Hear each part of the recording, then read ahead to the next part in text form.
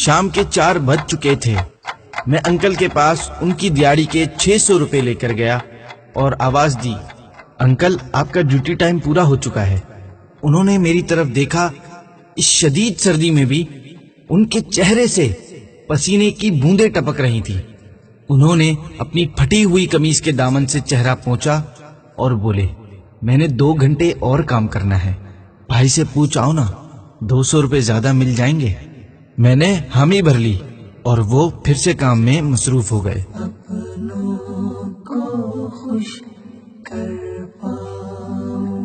میں نے گھر آ کر بھائی کو بتایا تو انہوں نے 200 روپے مزید تھما دیے اور کہا انہیں 800 روپے دو اور گھر بھیج دو۔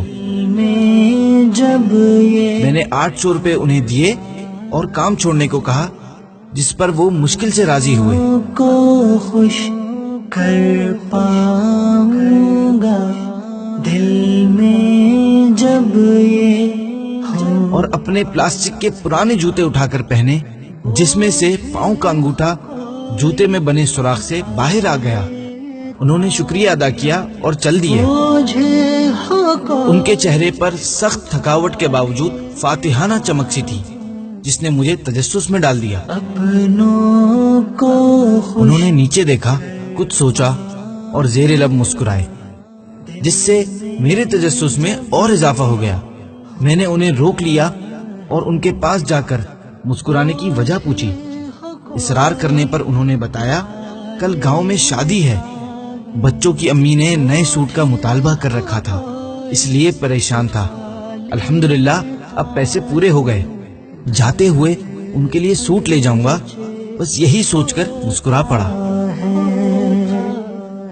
اسی نمی کے ساتھ اسے الوداع کیا اور یہ سوچتا ہوا گھر کی طرف چل دیا کہ ایک شوہر اپنے گھر والوں کی خوشی کی خاطر کیا کیا کر رہا ہوتا ہے۔ اگر اس کا اندازہ گھر والوں کو ہو جائے تو اس کی راہ میں آنکھیں بچھانے لگیں۔ امت پر مہربان آقا صلی اللہ علیہ وآلہ وسلم کا خوبصورت فرمان، اللہ پاک اس عورت پر نظر رحمت نہیں فرماتا جو اپنے شوہر کا شکر ادا نہیں کرتی، حالانکہ وہ اپنے شوہر سے بے نیاز بھی نہیں۔ ثواب کی نیت سے شیئر کیجیے۔